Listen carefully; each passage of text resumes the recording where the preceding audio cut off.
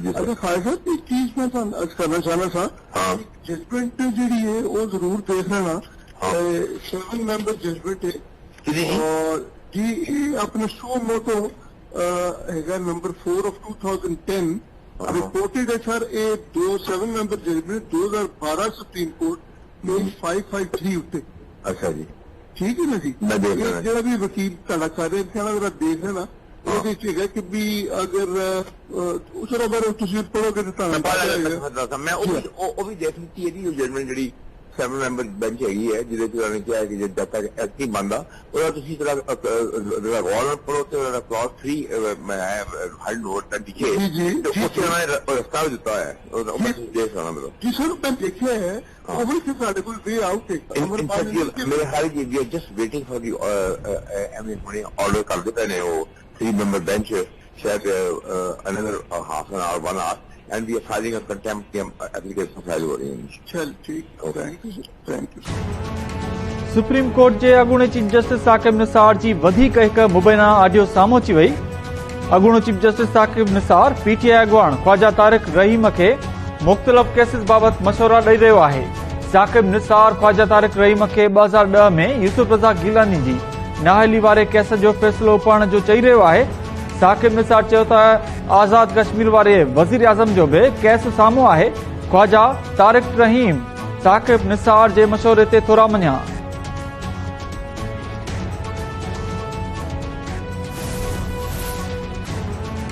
नज़रिया ज़रूरत तहत आयल अदालती फ़ैसिलनि मुल्क खे नुक़सान पहुचायो आहे। सियासी मामला अदालतुनि में वञण सां मुल्क जो नुक़सान थियो आहे।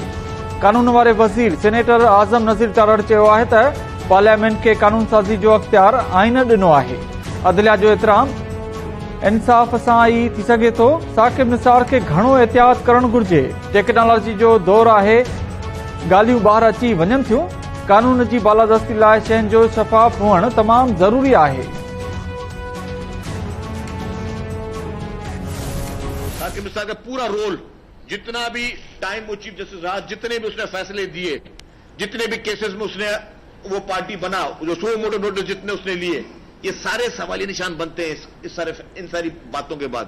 इस तरह के कोर्ट्स में रिमार्क्स देना कि वो मीडिया में हाईलाइट हो मुखालिफ पार्टियों के लिए, ये लेवल प्लेइंग फील्ड नहीं थी। ये पूरा एक नेक्सस था। ये डॉट्स अगर जोड़े पूरा नेक्सस था, तो क्या ये नेक्सस ये अवाम को काबिल कबूल हो सकता है? कौन सा आइन पाकिस्तान में कहता है कि आप डायरेक्शन दे के फलानी पॉलिटिकल पार्टी तुम फलानी पॉलिटिकल पार्टी से मुज़ाकरात करो? ये सारी गैर आईनी काम हो रहे हैं। और इस तरह की ऑडियो लीक्स के बाद ये सारे सवालात पेश हो रहे हैं जो जुडिशियल कू लगाने की कोशिश की जा रही है। वो इंसाफ के इदारे, उसमें चंद लोग बैठे हुए हैं, सबके लिए नहीं, सबके लिए काफी इज्जत है। वो चंद लोग जो अपने जाती पसंद नापसंद, सियासी वाबस्तगी या कोई और बेनिफिट्स के तौर पर जो इस तरह की पार्टियां बने हुए हैं और आइन की धज्जियां उड़ा रहे, क्या ये सवालिया निशान नहीं है? सूबाई वज़ीर शर्जील इनाम ऐवान सदर खे साज़िशन जो गढ़ करार ॾेई छॾियो। सुप्रीम कोर्ट खां सदर आरिफ अलवी जे किरदार बाबति पाण मुरादो नोटिस वठण जी अपील। सूबाई वज़ीर शर्जील मेमण चयो आहे त इमरान बाजवा जे चवण ते असेंबली टोड़ियूं। साकिब निसार जी ऑडियो लीक्स बाद संदसि फ़ैसिलनि ते सवालिया निशान आहे। मुर्तज़ा वाब चयो त मुल्क में अदालती मार्शल लॉ लॻाइण जी कोशिश थी रही आहे। कानून साज़ी पार्लियामेंट जो हक़ आहे, जंहिंखे केर बि रोके नथो सघे।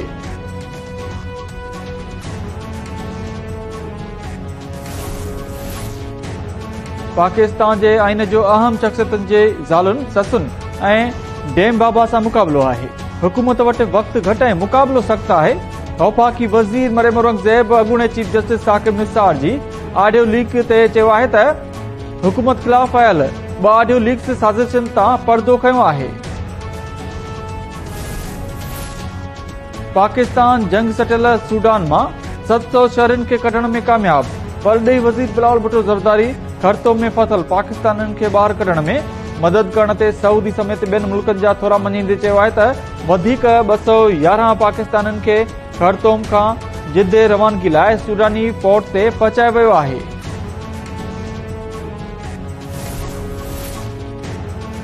केपी जे इलाइक़े सवात में सिटीडी थाणे अंदरि थियल धमाके जे नतीजे में 14 अहलकारनि समेत 17 ॼणनि जे शहीद थियण जी तस्दीक, 57 ज़ख़्मी। धमाके में शहीद थियल 9 अहलकारनि जी जनाज़े निमाज़ सवात जे पुलिस लाइन में अदा कई वई। IG केपी चयो आहे त धमाको दहशतगर्दी न आहे, लापरवाही जी जांच करे रहिया आहियूं। जदीद क़ौम परस्ती जे बानी साईं GMC जी 28वीं वरसी मल्हाई पई वञे। साईं GMC जे फिक्र सां भागल तंज़ीमुनि पारां सन में तकरीबूं थियल। राति देर सां SUP पारां सन में मशल बरदार रैली कढी वई। जसकम जो साईं GMC जी वरसी जे हवाले सां जलसो बि अॼु थींदो। सनान कुरैशी ख़िताब कंदो।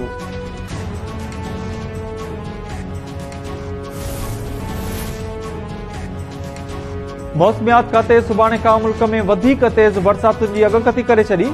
अॼु ॾींहं जे वक़्तु मिटीअ सां गॾु तेज़ हवा घुलण जो इम्कान ज़ाहिर। मौसमियात खाते चयो आहे त सुभाणे सखर, लाड़काणो ऐं शहीद बेनज़ीराबाद डिवीज़न जे मुख़्तलिफ़ इलाइक़नि में तूफ़ानी बरसात पवण जो इम्कान आहे। ऐं अमेरिकी सदर जो बाइडन ॿीहर सदारती चूंड विढ़ण जो ऐलान करे छॾियो। बाइडन चयो आहे त हू 2024 में थींदड़ सदारती चूंडनि में हिसो वठंदो।